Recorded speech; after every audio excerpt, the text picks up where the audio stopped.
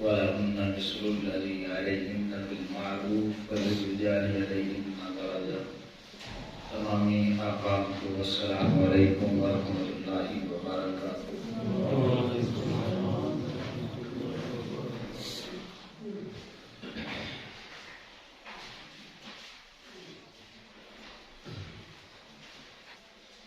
الحمدللہ تعالی دین اسلام ایک مکمل دین ہے اور زندگی کی ہر شعبے میں رہنمائی فراہم کرتا ہے. اللہ رب العزت نے فرمایا کہ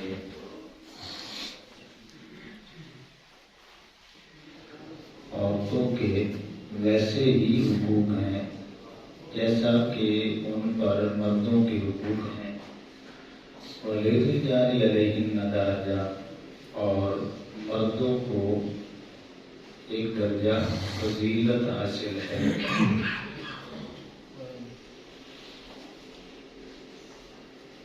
اب یہ جو ہمارا آخری مضمون ہے حقوق الزوجین، اس کا معنی ہے میاں بیوی کے حقوق.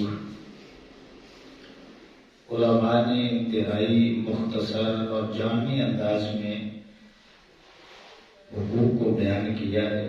وہ ہم سبھی سنیں، اسے یاد رکھیں اور پھر عمل کرنے کی کوشش کریں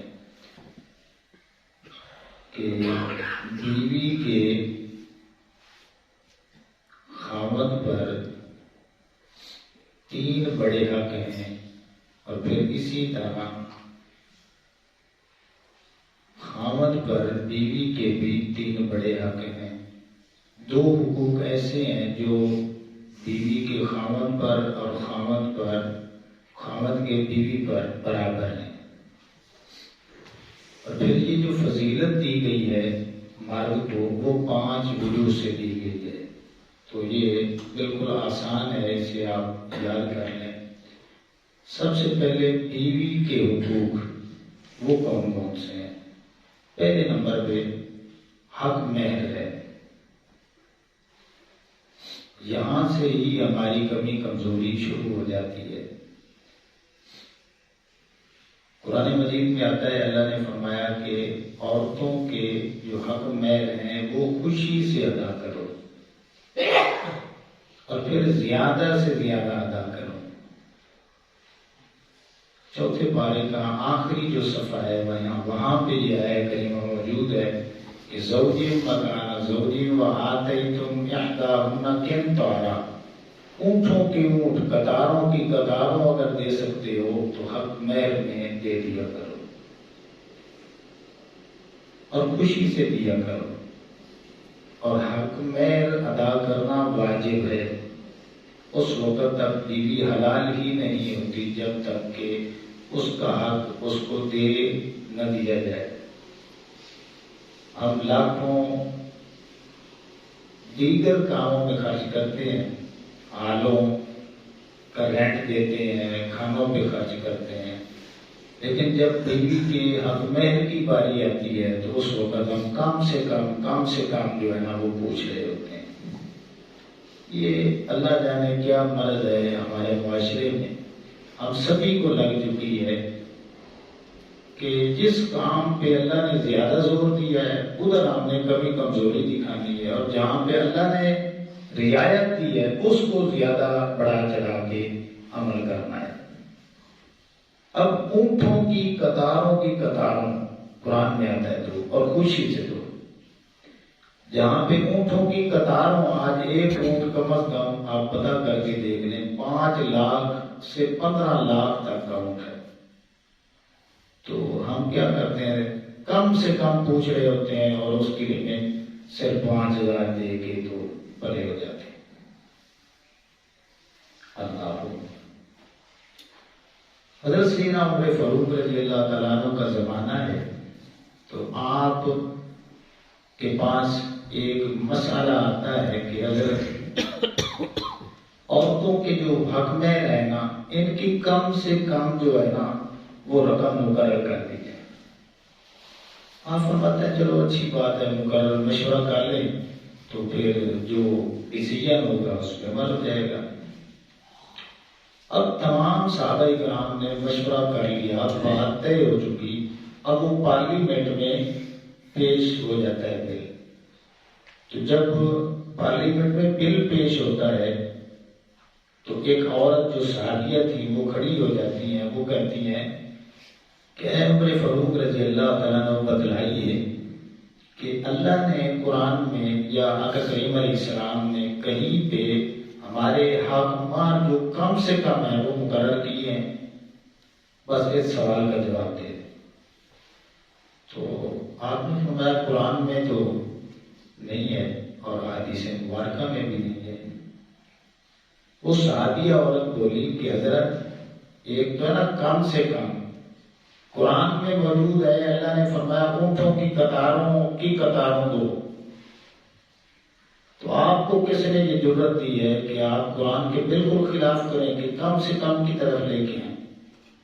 اب سیدنا عمر فاروق رضی اللہ تعالیٰ نے پوچھا کہ کوئی دلیل دو نا، قرآن کی کوئی واضح آیت دو۔ تو اس عورت نے پھر یہی آیت پڑھی تھی کہ زوجی ما کان زوج وآتیتم احداہن قنطارا، اللہ کا یہ حکم ہے۔ تو اس وقت سیدنا عمر فاروق رضی اللہ تعالیٰ اپنا جو بل پیش ہوا تھا وہ واپس لے لیا، بھئی عورت نے سچی بات کی ہے کہ یہ اللہ کا فیصلہ ہے۔ تو پھر ساری زندگی اس کو مقرر نہیں کیا کسی مطلب خلیفے نے اور بعد کے لوگوں نے، اللہ کو۔ اب آگے چلیں کہ نان و نفقہ، یہ بیوی کا حق ہے خاوند پر۔ کہ نان و نفقہ سے کیا مراد ہے؟ بنیادی تمام ضروریات جس میں کھانا پینا ہے، کپڑے ہیں اور پھر رہائش ہے، اپنی بساط کے مطابق، اپنی ہمت طاقت کے مطابق جتنی اچھی سے اچھی وہ پرووائڈ کر سکتا ہے، یہ بیوی کا حق ہے خاوند پر، اور یہ واجب ہے۔ حق مہر بھی واجب ہے، نان و نفقہ بھی واجب ہے۔ ایک حدیث پاک جو بخاری میں موجود ہے،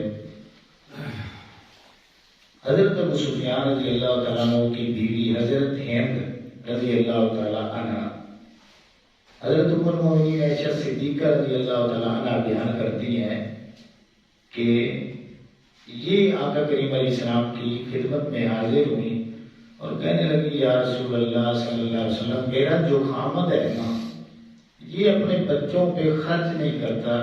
ایک تو ہے نا بھائی مالی طور پہ کمزوری ہو، نہیں سردار ہے، رئیس ہے، پیسہ بھی ہے، سب کچھ دیا ہے، لیکن پیسہ لگاتے ہوئے بڑی اسے پریشانی بنتی ہے، یہ نہیں لگاتا۔ تو اب میرے لیے کیا حکم ہے، کیا بن بتائے میں اس کا مال جو ہے اپنے بچوں پر ضرورت کے مطابق استعمال کر سکتی ہوں؟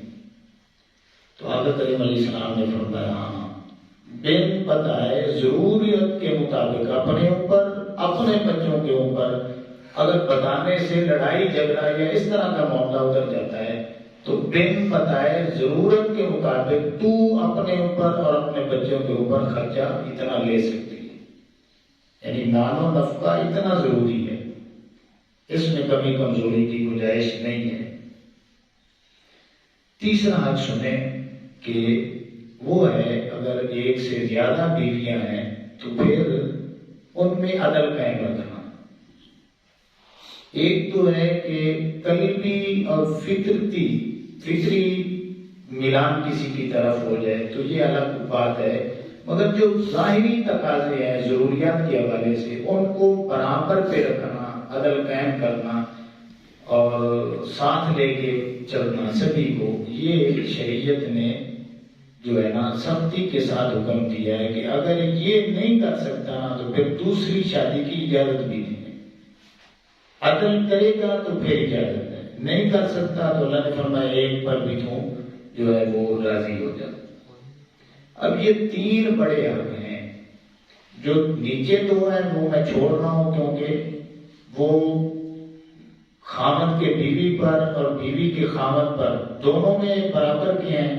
تو اب ہم بیوی کے یہ تین حق تو جو خامد پر ہے وہ میں نے بیان کر دی ہے، حق مہر ہے، نان و نفقہ ہے اور بیویوں میں عدل ہے۔ اب یہ مرد کے حوالے سے، خامد کے حوالے سے جو حقوق عورت پر عائد ہیں وہ سن لیں۔ پہلا ہم یہ ہے، مرد کا اپنی بیوی پر اطاعت کرنا واجب ہے۔ کیا ہے؟ اطاعت۔ اب اطاعت کس زمرے میں ہے وہ بھی سن لیں۔ ہر جائز کام میں، چاہے وہ دین کا ہے یا چاہے دنیاوی حوالے سے ہے، خامد نے جب کہہ دیا ہے تو اس پہ عمل کرنا ہو جائز کام، تو یہ حکم جو ہے اس کا درجہ یہ ہے کہ اس کی اطاعت کرنا واجب ہے۔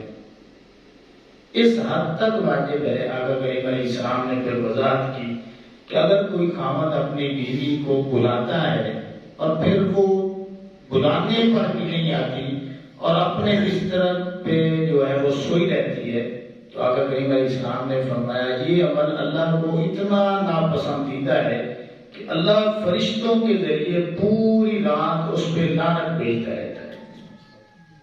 پوری رات فرشتے اس پہ اللہ کے حکم سے لعنت بھیجتے رہتے ہیں۔ یہ اس کے خامد نے بلایا ہے اور اطاعت واجب ہے، جب اس نے حکم دے دیا ہے تو پھر کیوں نہیں آئے گی؟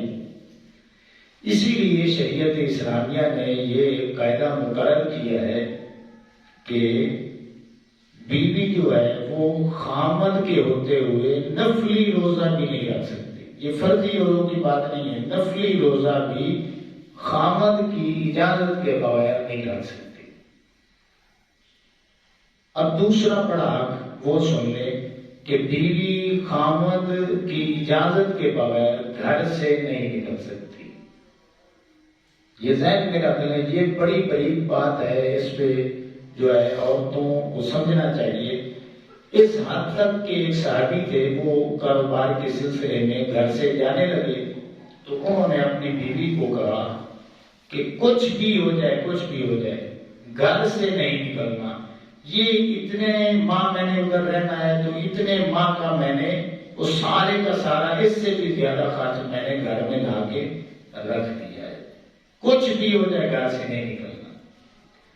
اب کیا ہوا، اللہ کا کرنا ایسا ہوا کہ اس کا جو والد ہے وہ بیمار ہو جاتا ہے، تو وہ صحابیہ تھی، انہوں نے آقا کریم علیہ السلام کی طرف پیغام بھیجا کہ یا رسول اللہ صلی اللہ علیہ وسلم، خامد یہ کہہ کے گیا ہے کچھ بھی ہو جائے گھر سے نہ نکلنا، اب صورت حال ایسی بن چکی ہے کہ باپ بیمار ہے تو کیا میں بیمار کرسی کے لیے جا سکتی ہوں؟ آقا علیہ السلام نے فرمایا نہیں جا سکتی، خامد نے جب کہہ دیا ہے تو نہیں جا سکتی۔ حالانکہ علماء نے لکھا ہے اگر آقا علیہ السلام اجازت دے دیتے نا تو اجازت ہو جانی تھی، لیکن آقا علیہ السلام نے فرمایا نہیں، جب تیرے خامد نے اتنی تاکید کی ہے، وہ بیمار پڑا رہے، گھر سے نہیں نکلنا۔ اب کسی نے آ کے خبر دی کہ وہ بالکل موت کے قریب ہے، والد نے پیغام بھیجا ہے کہ بیٹی اب یہ چہرہ نا ہمیشہ کے لیے زمین میں چلا جائے گا، آخری ملاقات کر لے۔ اب اس نے پھر پیغام بھیجا آقا کریم علیہ السلام کی طرف کہ بالکل والد جو ہے نا فوت ہونے والا ہے، تو کیا اس صورت حال میں جا سکتی ہوں؟ آقا علیہ السلام نے فرمایا کہ بیٹی تیرے خامد نے تاکید کی ہے تو تو گھر میں رہے تو زیادہ بہتر ہے۔ اب کیا ہوتا ہے، باپ فوت ہو جاتا ہے، جب اس کو دفنانے کی باری آتی ہے نا تو ایک بار پھر پیغام بھیجا جاتا ہے کہ اب آخری ملاقات، فوت تو ہو چکا ہے، اب ایک بار دیکھ لے۔ پھر وہ پیغام بھیجتی ہے آقا علیہ السلام کی طرف کسی عورت کے ذریعے، تو آقا علیہ السلام فرماتے ہیں تیرے لیے بہتر یہی ہے کہ تو گھر میں رہے۔ اب کیا ہوتا ہے، باپ کو دفنا دیا جاتا ہے اور وہ عورت پریشان رہتی ہے کہ میں گھر میں ہی ہو کے رہ گئی اور باپ میرا پڑوس میں مرتا رہا، میں ملاقات نہیں کر سکی، دیکھ بھی نہیں سکی۔ جب اسے دفنا دیا گیا، سارے معاملات ہو چکے، تو آقا علیہ السلام نے ایک عورت کے ہاتھ پیغام بھیجا، بیٹی تجھے مبارک ہو۔ اب ممکن تھا کہ اللہ رب العزت تیرے باپ کو سزا دیتا، تیری اپنے خامد کی اطاعت کی وجہ سے اللہ نے تیری باپ کی کوشش کر دی۔ تو بیوی خامد کی اس حد تک اطاعت کرے کہ گھر سے بھی نہیں نکل سکتی۔ اجازت لے، خامد اجازت دے دے، پھر ہو جا سکتی۔ اب تیسرا حق سن لیں کہ اگر خامد نے منع کر دیا بیوی کو کہ وہ فلاں کام نہ کرے، یا وہ یہ کام نہیں کر سکتی، گھر سے باہر نہیں جا سکتی، یا اس عورت کے ساتھ نہیں مل سکتی، یا ان رشتہ داروں کے پاس نہیں جا سکتی، کہنے کہ جن کاموں سے منع کیا ہے تو وہ فوراً رک جائے۔ اگر وہ کرے گی تو اس کا ہر لمحہ وہ معصیت میں، گناہ میں لکھا جائے گا۔ یہ تین حق بیوی کے مرد پر اور مرد کے بیوی پہ، دونوں طرف میں نے آپ کے سامنے رکھے۔ اب دو حقوق ایسے ہیں جو دونوں طرف برابر ہیں۔ ایک ہے حسن معاشرت، اور اس کی وصیت حدیث مبارکہ میں بخاری میں، مسلم میں موجود ہے کہ آقا علیہ السلام نے فرمایا حسن معاشرت یہ ہے کہ دونوں میاں بیوی ایک دوسرے کی عزت نفس کا خیال رکھیں، سمجھیں کہ کون سی بات اس کو بری لگتی ہے، وہ سمجھے کہ اس کو کون سی بات بری لگتی ہے، اچھے القابات کے ذریعے، اچھے ناموں کے ذریعے، اور اگر بچے ہیں تو ان کی نسبت سے ایک دوسرے کو بلائیں تو یہ زیادہ بہتر ہے، نام کے ذریعے نہ بلائیں۔ آقا علیہ السلام نے حضرت ام المؤمنین عائشہ صدیقہ رضی اللہ تعالیٰ عنہا کا نام رکھا ہوا تھا، پیار سے جب بلانا ہوتا تو حضور فرماتے حمیرہ ادھر آؤ، عائشہ نہ بلاتے حمیرہ ادھر آؤ۔ تو آپ اپنی بیوی کا اور بیوی اپنے خاوند کا جو نک نیم ہے، اچھا نام ہے، یا اولاد کے حوالے سے کہ فلاں کے ابو، وہ کہہ دے کہ فلاں کی امی، تو یہ شریعت نے ہمیں درس دیا ہے کہ یہ ادب والے الفاظ ہیں، تو آپ نے ادب ایک دوسرے کا ملحوظ خاطر رکھنا ہے، عزت نفس کا لحاظ رکھنا ہے۔ یہ دونوں طرف برابر کے حقوق ہیں۔ اور آخری حق جو دونوں طرف برابر کا ہے وہ یہ ہے رفاقت کا۔ ہمارے معاشرے میں، رسالوں میں، کتابوں میں جہاں پہ بھی پڑھیں گے وہاں پہ لکھا وہ ہوگا کہ شریک حیات، آپ بھی نہیں بولتے شریک حیات۔ علماء نے لکھا ہے اللہ کے بندو، یہ جس دین کی ہم ماننے والے ہیں، بیوی شریک حیات نہیں ہے، رفیق حیات ہے۔ شراکت میں لڑائی ہوتی ہے، رفاقت میں ایک دوسرے پہ قربانی دینے کا درس ملتا ہے۔ جب یہ نکاح ہوا تھا تو اللہ اور اس کے رسول صلی اللہ علیہ وسلم ضامن بنے تھے، ٹھیک ہے نا؟ تو ضمانت کی وجہ سے جو رشتہ وجود میں آیا ہے وہ شراکت پہ نہیں ہے۔ آپ دیکھ لیں جتنے بھی دنیا میں کاروبار ہوتے ہیں، شراکت میں کیا ہوتا ہے؟ ایک صاحب اپنی طرف کھینچتا ہے، دوسرا اپنی طرف کھینچتا ہے، تو اینڈ ریزلٹ لڑائی ہو جاتی ہے۔ شراکت نہیں ہوتا ہے آدھے کا برابر کا شریک، ٹھیک ہے نا؟ تو عورت جب کہے گی کہ آدھا گھر میرا ہے، مرد کہے گا میرا ہے، تو جب مرد عورت کی چیزیں استعمال کرے گا اور عورت مرد کی چیزیں استعمال کرے گی اور چھوٹی چھوٹی پیسے ہوں گی کہ یہ میرا سامان ہے، تو پھر لڑائی ادھر سے پڑ جائے گی۔ تو جب رفیق حیات سمجھیں گے کہ یہ دکھ اور سکھ کے ایک دوسرے کے ساتھی ہیں، غمی اور خوشی کے برابر کے شریک ہیں، آسانی اور پریشانی میں برابر کے شریک ہیں، اور قربانی دیں گے۔ اب ان کو سادے لفظوں میں اگر سمجھنا چاہتے ہیں، رفاقت میں محبت بڑھے گی، ٹھیک ہے نا؟ رفاقت میں محبت پیدا ہوگی اور شراکت میں ایک دوسرے سے نفرت پیدا ہوگی۔ اب یہ حقوق میاں کے بیوی پر، بیوی کے اپنے خاوند پر میں نے آپ کے سامنے رکھے۔ اب جو آخری جملہ ہے اللہ نے فرمایا مردوں کو ایک درجہ فضیلت حاصل ہے، وہ صرف 5 وجوہات کی بنیاد پہ اللہ نے مرد کو عورت پہ فضیلت دی ہے، وہ سن لیں۔ ایک تو یہ مرد ہے، کیا ہے؟ کیا ہے؟ مرد ہے۔ مرد ہونا بہت بڑی فضیلت ہے۔